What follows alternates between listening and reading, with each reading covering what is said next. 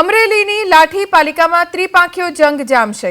ભાજપ, કોંગ્રેસ અને આમ આદમી પાર્ટીના ઉમેદવારો વચ્ચે જંગ જામશે। લાઠી પાલિકામાં ભાજપના ઉમેદવારોએ ઢોલ નગારા સાથે ફોર્મ ભર્યું। લાઠીના ધારાસભ્ય જનક તાળવિયા સહિતના આગેવાનો ઉપસ્થિત રહ્યા। કોંગ્રેસના ઉમેદવારોએ પણ ઉત્સાહભેર ચૂંટણી ફોર્મ ભર્યા। ભાજપ કોંગ્રેસના 24 ઉમેદવારે ફોર્મ ભર્યા। આપમાંથી 14 અને 2 અપક્ષે ફોર્મ ભર્યું છે। અત્યાર સુધીમાં સૌથી વધારે ફોર્મ આજના દિવસે આવેલા છે। ટોટલ 60 ફોર્મ આજે રજૂ થયેલા છે।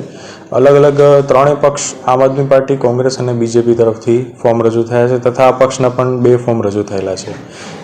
બીજેપીના ટોટલ 24 ફોર્મ આવેલા છે, કોંગ્રેસના 24 ફોર્મ આવેલા છે અને આમ આદમી પાર્ટીના 14 ફોર્મ આવેલા છે અને અપક્ષથી 2 ફોર્મ મળી અને ટોટલ 64 ફોર્મ લાઠી નગરપાલિકાની સામાન્ય ચૂંટણી જે 2025ની છે એના માટે આવેલા છે। અમરેલી પાલિકાની પેટા ચૂંટણીમાં પણ ત્રિપાંખીયો જંગ। અમરેલી પાલિકાના 2 વોર્ડની પેટા ચૂંટણીમાં ભાજપ, કોંગ્રેસ અને આમ આદમી પાર્ટીના ઉમેદવારોએ દાવેદારી કરી છે। વોર્ડ નંબર 5 અને 7માં ભાજપમાં કોમલબેન રામાણી, નસીમબેનને આગવાને ફોર્મ ભર્યું।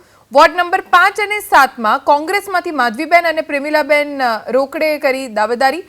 આપમાંથી રેશમાબેન કાદરી અને રોશનીબેન દેસાણીએ ફોર્મ ભર્યું છે। એટલે અહીંયા પણ ત્રિપાંખીયો જંગ થશે ભાજપ, કોંગ્રેસ અને આમ આદમી પાર્ટીની વચ્ચે।